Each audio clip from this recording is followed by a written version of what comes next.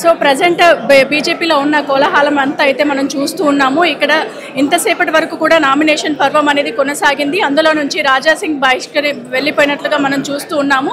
So ఇక్కడ మనకు మరి శశిధర్ రెడ్డి గారు ఉన్నారు, మాజీ మంత్రి. వారితో మాట్లాడి అసలు ఈ బీజేపీలో ఏం జరుగుతుంది, మరి శశిధర్ గారితో మాట్లాడేసి రాజాసింగ్కి ఎందుకు ఈ పదవి ఇవ్వలేదు, మరి హేమీలంతా ఉండగా రామచంద్రరావుని ఎందుకు ప్రకటిస్తుంది ఈ బీజేపీ ప్రభుత్వం? ఇది ఎవరిని పెట్టడము అందరితో సంప్రదించి తీసుకున్నటువంటి నిర్ణయం. బీజేపీ అధిష్టానం అందరితో సంప్రదింపులు జరిగినాయి కనుక ఎలక్షన్ ప్రాసెస్లో చాలా కాలంగా ఉన్నటువంటి రామచంద్రరావు గారికి ఈ అవకాశం లభించింది.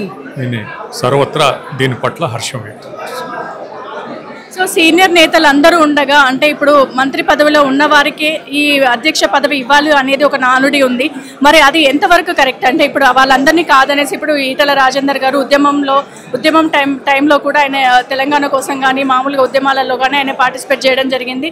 ఒక మంత్రిగా కూడా ఇప్పుడు ఆయన ఉండడం జరిగింది. వారు రాజాసింగ్ అలాగే రఘునందన్ రావు, మన బండి సంజయ్ గారు పేర్లు వినిపించాయి. ఫైనల్గా ఒక్కరు నామినేషన్ వేయడానికి కారణమే?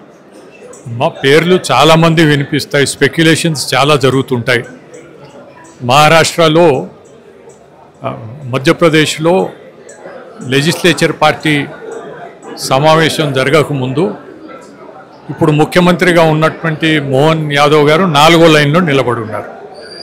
అనేక అంశాలను పరిగణలోకి తీసుకొని అనేక పార్టీని రాబోయేటువంటి రోజుల్లో కలిపి ముందుకు పోయి ప్రజల్లో విశ్వాసం పొందడానికి ఆలోచన చేసి ముందుకు పోయినటువంటి దాంట్లో అందరూ సహకరించి పార్టీని బలోపేతం చేయాలని చెప్పి నేను భావిస్తాను.